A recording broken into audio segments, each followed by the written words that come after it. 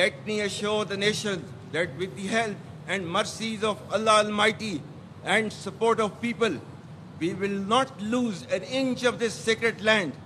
And from here on, you all shall be contributing to the same cause and great enterprise. Pakistan کسی بھی چھوٹی سی اشتعال انگیزی کا فیصلہ کن جواب دے گا. یقین دلاتا ہوں مقدس سرزمین کا ایک انچ بھی دشمن کے حوالے نہیں ہونے دیں گے. فیلڈ مارشل عاصم منیر کا پاسنگ آؤٹ پریڈ سے تاریخی اور غیر مبہم خطاب. کہا بھارتی فوجی قیادت کو خبردار کرتا ہوں, نیوکلیئر انوائرمنٹ میں جنگ کے لیے کوئی گنجائش نہیں. مارکہ حق میں افواج پاکستان نے پیشہ ورانہ مہارت سے دشمن کو شکست دی. ازلی دشمن کے خلاف انتہائی پیشہ ورانہ کارروائی کر کے رافیل طیاروں کو مار گرایا. دشمن کی متعدد بیسز بشمول S-400 سسٹمز کو نشانہ بنایا گیا. بھارت نے جلد بازی میں الزام تراشی کی اور غیر جانبدارانہ تحقیقات سے گریز کیا. بھارتی حکمران جماعت نے اپنے مذموم مقاصد کے لیے دہشت گردی کو سیاسی رنگ دیا. ہم آپ کی بیان بازی سے کبھی خوف زدہ نہیں ہوں گے. آنے والی دہشت گردی خطے کے لیے تباہ کن نتائج کا باعث بن سکتی ہے, جس کا ذمہ دار بھارت ہوگا. We will never be intimidated nor coerced by your rhetoric and shall respond decisively beyond proportions to even a minor provocation without any qualms. If a fresh wave of hostilities be triggered, Pakistan would respond much beyond the expectations of the initiators. Operation مارکہ حق میں پاکستان کے خلاف اپنی جارحیت میں ناکامی کے بعد بھارت ریاستی سرپرستی میں دہشت گردی کو ترجیحی پالیسی کے طور پر جاری رکھے ہوئے ہے. ہمارے دشمن کا فتنہ ہند اور فتنہ خوارج کو ہائرڈ گنز کے طور پر استعمال کرنا اس کے بزدلانہ, منافقانہ اور گھناؤنے چہرے کو دنیا کے سامنے بے نقاب کرتا ہے. فیلڈ مارشل نے کہا پاکستان میں دہشت گردی کے لیے افغان سرزمین کا استعمال بھی اتنا ہی پریشان کن ہے. طالبان رجیم کو ان پروکسیوں پر لگام ڈالنی چاہیے جن کی افغانستان میں پناہ گاہیں ہیں. قانون نافذ کرنے والے ادارے اور مسلح افواج پاکستان کے بہادر عوام, بالخصوص خیبر پختونخوا اور بلوچستان کے عوام کے تعاون سے یقیناً اس لعنت کو بھی شکست دیں گے. یقین رکھیں روایتی میدان میں جیت کی طرح ہمارے پڑوسی کی ہر ریاستی پروکسی کو خاک میں ملا دیا جائے گا.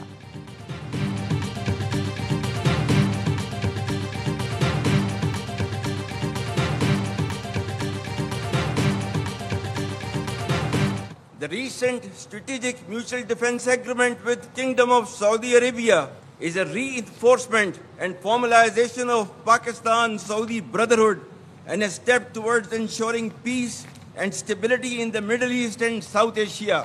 For people and armed forces of Pakistan, it's a moment of unique pride to reaffirm our faithful commitment to defense of Haramain Sharifain. سعودی عرب کے ساتھ حالیہ اسٹریٹجک دفاعی معاہدہ پاکستان سعودی بھائی چارے کو تقویت دیتا ہے. یہ معاہدہ مشرق وسطیٰ اور جنوبی ایشیا میں امن و استحکام کو یقینی بنانے کی جانب ایک قدم ہے. فیلڈ مارشل عاصم منیر نے کہا پاکستان کے عوام اور مسلح افواج کے لیے یہ ایک منفرد اعزاز ہے کہ وہ حرمین شریفین کے دفاع کے لیے اپنی خدمات پیش کر سکیں گے. پاکستان نے ایران کے ساتھ مذاکرات کے پرامن عمل میں بھی کردار ادا کیا. چین کے ساتھ تاریخی اور اسٹریٹجک تعاون پر مبنی شراکت داری اور دوستی پر فخر ہے. امریکہ کے ساتھ مضبوط اور بڑھتے ہوئے تعلقات کو دوبارہ متحرک کرنا حوصلہ افزا اور خوشائن پیش رفت ہے. دنیا کے متعدد تنازعات کے شکار علاقوں میں امن قائم کرنے کے لیے صدر ٹرمپ کی ذاتی کوششیں اور اسٹریٹجک لیڈرشپ واقعی قابل تعریف ہے.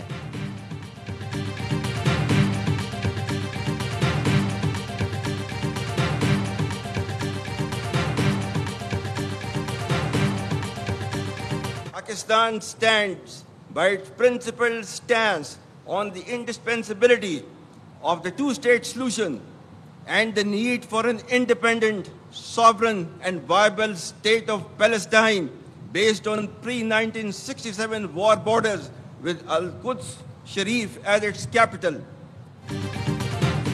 پاکستان 1967 کی جنگ سے پہلے کی سرحدوں پر فلسطینی ریاست چاہتا ہے. القدس الشریف دارالحکومت ہونا چاہیے. اپنے اصولی موقف پر قائم ہے. فیلڈ مارشل سید عاصم منیر نے کہا سفارتی میدان میں پاکستان کی مسلسل کوششوں نے غزہ میں امن کے حالیہ اقدام کو آگے بڑھانے میں اہم کردار ادا کیا ہے.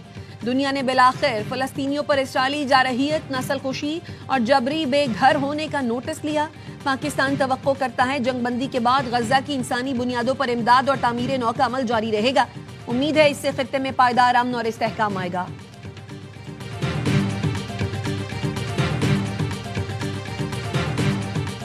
Do not become tools and victims of information disorder, encompassing fake news, misinformation, disinformation and malinformation. Pakistan's flag will inshallah continue to rise because its defenders, that is Pakistani nation, never fail.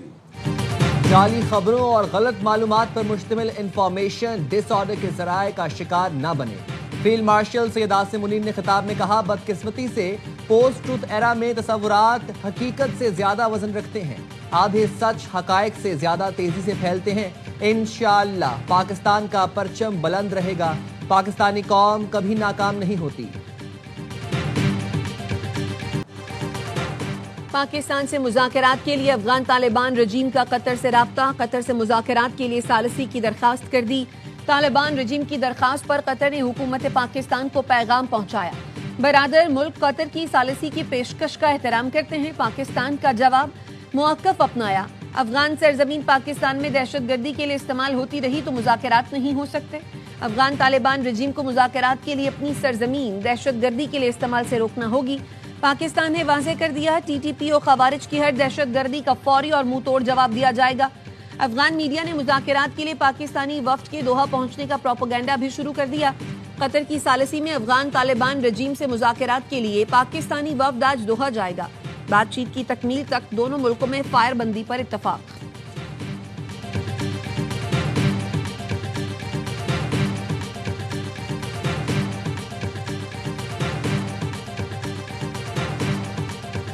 Pakistan military academy Kakul میں passing out parade, field marshal Syed Asim Munir تقریب کے مہمان خصوصی۔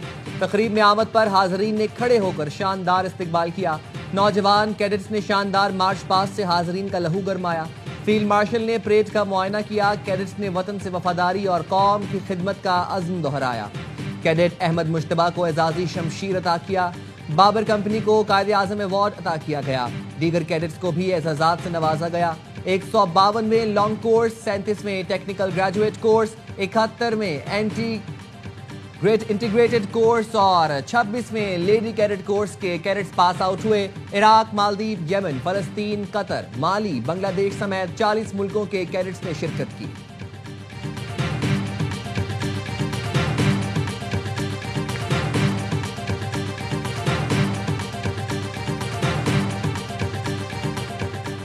طالبان رجیم کے بعد افغانستان بھارت کی proxy بن گیا۔ یہ لوگ کل تک ہماری پناہ میں تھے، ہماری زمین پر چھپتے پھرتے تھے، آج کابل کے حکمران بھارت کی گود میں بیٹھ کر سازشیں کر رہے ہیں۔ دہشت گردی کی جنگ بھارت، افغانستان اور ٹی ٹی پی نے مل کر پاکستان پر مسلط کی۔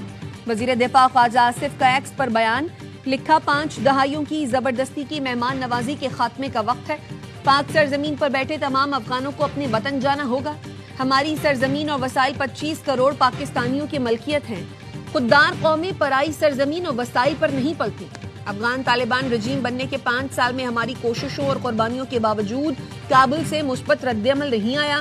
وزیر خارجہ، وزیر دفاع، مشیر قومی سلامتی، ISI نے دورے کیے، نمائندہ خصوصی سیکریٹری بھی گئے۔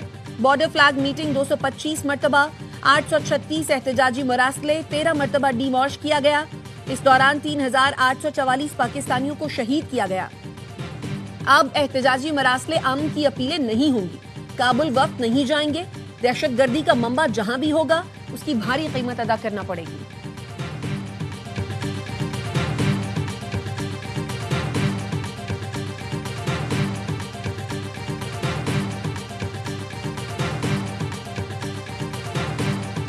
Going on with Afghanistan, that's an easy one for me to solve if I have to solve it. In the meantime, I have to run the USA, but I love solving wars. You know why? I like stopping people from being killed. The Prime Minister of Pakistan said, I saved millions of lives in interceding on Pakistan, and you look at Pakistan and India as an example. That would have been a bad one, 2 nuclear nations.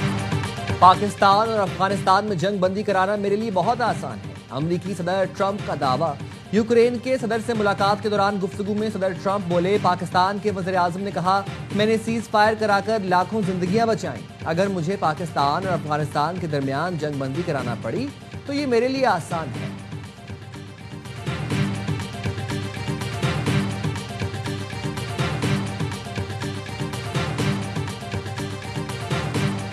وزیر خزانہ محمد اورنگزیب کی منقسم دنیا میں مالی وسائل کی فراہمی کے موضوع پر عالمی فورم میں شرکت۔ وزیر خزانہ نے کہا حالیہ مہینوں میں باہمی تجارتی محصولات میں اضافے کے باوجود عالمی معیشت مستحکم ہوئی، پاکستانی معیشت کو عالمی شراکت داری سے نئی تقویت ملی، امریکہ سے تجارتی مذاکرات مثبت پیش رفت کی نشانی ہے، چینی قیادت سے ملاقات، سعودی عرب سے معاہدہ، سی پیک فیز 2 معیشت کے لیے خوش آئند ہے۔ وزیر خزانہ کی عالمی بینک کے صدر سے ملاقات، عالمی بینک کے ساتھ پاکستان کی شراکت داری کو مزید مضبوط بنانے کے عزم کا اظہار۔ محمد اورنگزیب کی Dubai Islamic bank, Sharjah Islamic bank, Ajman bank اور ڈیجیٹل کوآپریشن آرگنائزیشن کی حکام سے بھی ملاقات ہوئی۔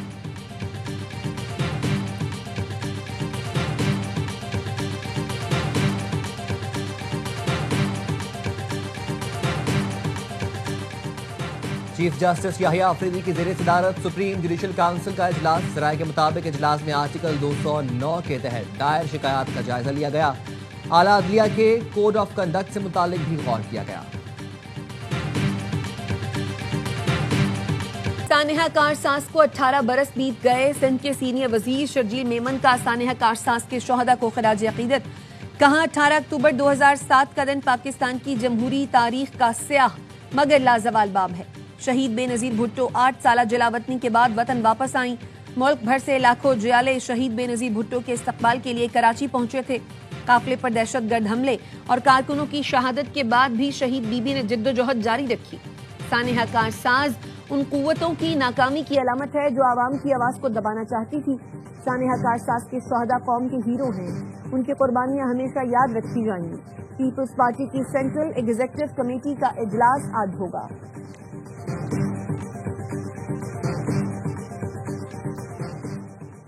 Deputy director cyber crime Muhammad Usman کو اسلام آباد سے اغوا کر لیا گیا۔ پولیس کے مطابق 4 مسلح افراد نے محمد عثمان کو بلڈنگ کی پارکنگ سے اغوا کیا۔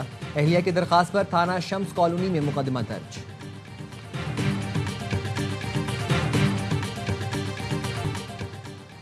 پشاور انڈسٹریل اسٹیٹ حیات آباد میں لکڑی کے کارخانے میں آتش زدگی، فائر بریگیڈ کی 20 گاڑیوں اور 100 سے زائد فائر فائٹرز نے آگ بجھا دی۔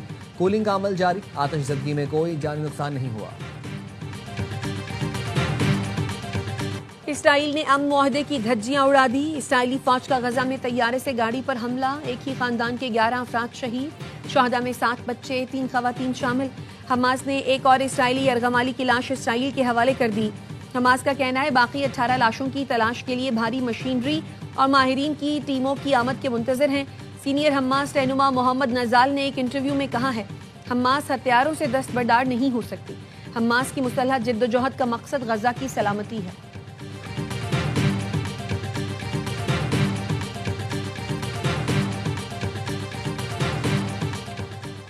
غزہ میں جنگ بندی کے بعد 2 سال بعد مسجدیں آباد۔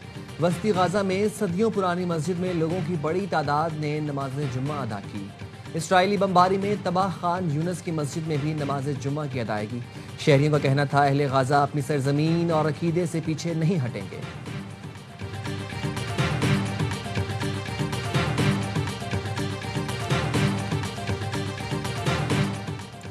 چین میں کمیونسٹ پارٹی نے کرپشن الزامات پر 9 جرنیلوں کو پارٹی اور فوج سے نکال دیا۔ چینی وزارت دفاع کا کہنا ہے جرنیلوں پر بڑی رقم خرد برد کرنے سمیت سنگین نوعیت کے الزامات ہیں۔ کارروائی کو بدعنوانی کے خلاف مہم کا حصہ قرار دیا گیا ہے۔ امریکی صدر ٹرمپ کا ڈیموکریٹس کے اکثریتی شہر شکاگو میں فوج بھیجنے پر زور۔ Chicago circuit court of appeals کا فوج کی تعیناتی عارضی طور پر روکنے کا حکم۔ صدر ٹرمپ نے شکاگو میں فوج تعیناتی کے لیے سپریم کورٹ میں اپیل دائر کر دی۔ صدر ٹرمپ نے موقف اختیار کیا۔ شکاگو کورٹ نے فوجی تعیناتی روک کر صدارتی اختیارات میں مداخلت کی۔ شکاگو میں امن و امان قائم کرنے کے لیے فوج کی تعیناتی ضروری ہے۔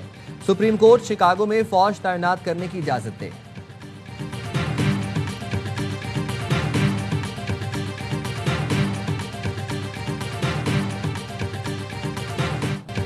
برطانوی شاہی خاندان میں بڑا فیصلہ، شہزادہ اینڈریو کا تمام اعزازات واپس کرنے کا اعلان۔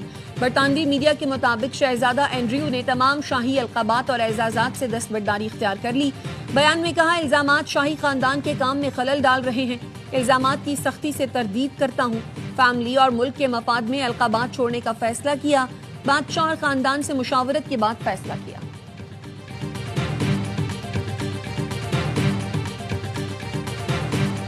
افغانستان بھی بھارت کی طرح بہانے تلاش کرنے لگا، کھیل میں سیاست لے آیا۔ آئندہ ماہ پاکستان میں ہونے والی سہ ملکی سیریز میں ٹیم بھیجنے سے انکار کر دیا۔ ٹرائی سیریز پاکستان، افغانستان اور سری لنکا کے درمیان کھیلی جانی تھی۔ T20 ٹرائی سیریز 17 سے 29 نومبر تک پاکستان میں شیڈول ہے۔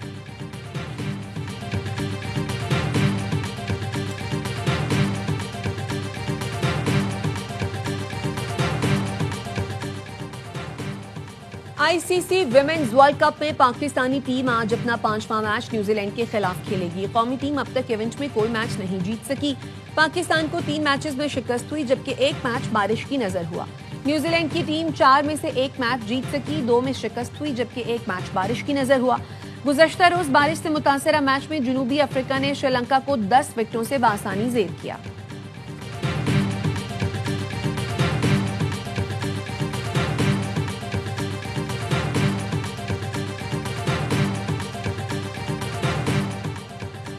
دوسرے ٹیسٹ سے پہلے chairman P C B Mohsin Naqvi کا پاکستان ٹیم کے اعزاز میں عشائیہ۔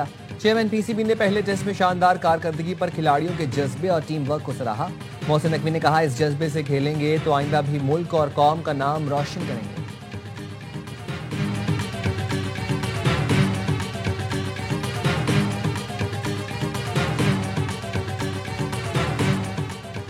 لاہور کے بعد پنڈی ٹیسٹ کی باری، ٹیموں نے تیز کر دی تیاری۔ پاکستان اور جنوبی افریقہ کی ٹیمیں کچھ دیر بعد اسلام آباد میں ٹریننگ سیشن کریں گی۔ دوسرے ٹیسٹ کے لیے بھی اسپننگ وکٹ کی تیاری۔ دونوں ٹیموں میں دوسرے ٹیسٹ کے لیے تبدیلی متوقع۔ مہمان ٹیم کے اسپنر کیشو مہاراج کی پنڈی ٹیسٹ میں شمولیت کا امکان۔ دوسرا ٹیسٹ پیر سے شروع ہوگا۔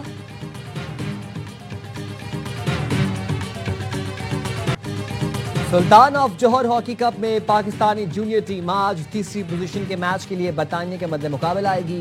پاکستان میچ 5 میں سے 1 میچ جیتا، 2 برابر ہوئے، جبکہ 2 میچز میں قومی ٹیم کو شکست ہوئی۔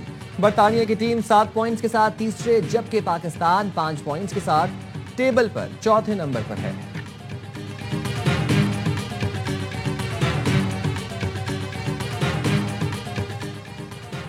AFC فٹسال ایشین کپ کوالیفائر میں پاکستانی فٹسال ٹیم پہلی بار ایکشن میں دکھائی دے گی۔ پاکستانی فٹسال ٹیم اپنا پہلا میچ آج عراق کے خلاف کھیلے گی۔ میچ پاکستانی وقت کے مطابق شام 5 بجے شروع ہوگا۔ ایشین کپ فٹسال کوالیفائر سعودی عرب میں کھیلا جا رہا ہے، جبکہ ایشین فٹسال کپ اگلے سال انڈونیشیا میں کھیلا جائے گا۔